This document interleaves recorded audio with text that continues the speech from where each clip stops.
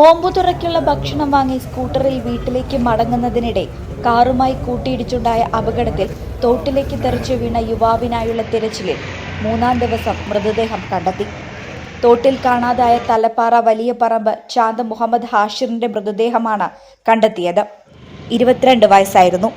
ഞായറാഴ്ച വൈകിട്ട് 6:30 തിരൂരങ്ങാടി തലപ്പാറ കിഴക്കൻ തോടിന്റെ പാലത്തിലാണ് അപകടം നടന്നത്. ഇടിയുടെ ആഘാതത്തിൽ പാലത്തിൽ നിന്ന് തോട്ടിലേക്ക് തെറിച്ചു വീഴുകയായിരുന്നു. ഞായറാഴ്ച രാത്രി 12 മണിവരെയും ഫയർഫോഴ്സും സന്നദ്ധ സംഘടനകളും പോലീസും തിരച്ചിൽ നടത്തിയെങ്കിലും ഫലമുണ്ടായില്ല.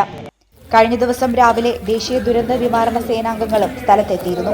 പോലീസും ഫയർഫോഴ്സും സന്നദ്ധ സേനാംഗങ്ങളും ചേർന്ന് തിരച്ചിൽ നടത്തിയെങ്കിലും ഏറെ വൈകിട്ടും കണ്ടെത്താനായില്ല. വീതി കുറഞ്ഞതെങ്കിലും തോട്ടിലെ കുത്തൊഴുക്കും ശക്തമായ മഴയും രക്ഷാപ്രവർത്തനം ദുഷ്കരമാക്കിയിരുന്നു. ഇന്ന് തലപ്പാറ മുട്ടിച്ചിറയ്ക്ക് സമീപമാണ് മൃതദേഹം പൊന്തിയ നിലയിൽ ലഭിച്ചത്. നോമ്പുതുറയ്ക്കുള്ള ഭക്ഷണം വാങ്ങി വരുമ്പോൾ കോഴിക്കോട് ഭാഗത്തേക്കുള്ള സർവീസ് റോഡിൽ വെച്ചാണ് കാറിടിച്ചത്. ഇടിയെ തുടർന്ന് തോട്ടിലേക്ക് വീഴുകയായിരുന്നു. മൃതദേഹം തിരൂരങ്ങാടി താലൂക്ക് ആശുപത്രിയിലേക്ക് മാറ്റി. പോസ്റ്റ്മോർട്ടം നടപടികൾക്ക് ശേഷം ഖബറടക്കം നടക്കും. ഈ ചാനൽ തിരൂരങ്ങാടി.